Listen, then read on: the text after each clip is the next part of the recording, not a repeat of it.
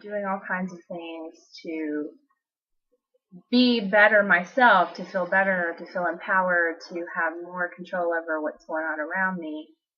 And I come across this video from Amanda Todd, a very, very skinny little girl with beautiful hair and a very hard life. And she was born in 1996 on the 27th of November, which is near my own sister's birthday. I think her name was Amanda Todd. I'm pretty sure she was my age, around teenage years, but I don't know. I just want to think about it for a second. It took this to happen for people to actually listen and care. It's not something to be taken lightly. Now, I never knew her. I'm not her. I didn't know her. Amanda, I don't know what kind of home she came from. I don't know what her family was like. I can't find that information. She had a whole life ahead of her. She was a beautiful girl, and I don't think anybody deserves to be in that situation. Amanda Todd, all I have to say is you never deserved any of this. Never. She deserved friends. She deserved to have a safe and secure school. She deserved to be loved. She deserved to feel loved. She deserved all the friends that she could get. She deserved the world. No one deserves to feel like that for something they did. People make mistakes. We all make mistakes. I make mistakes. We all lie. I've lied. We all do it. People make mistakes. People cock up sometimes, and that's fine. She made a couple of dumb teenage mistakes.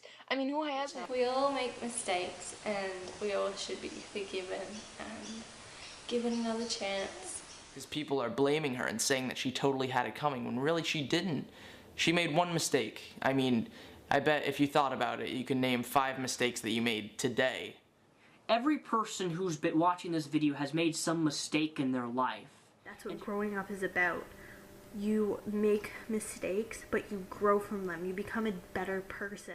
If you can't even somewhat understand how she could have done that, how she could have clung to that feeling that made her just feel good inside, then you're lucky, because you've never been made to feel like you're nothing.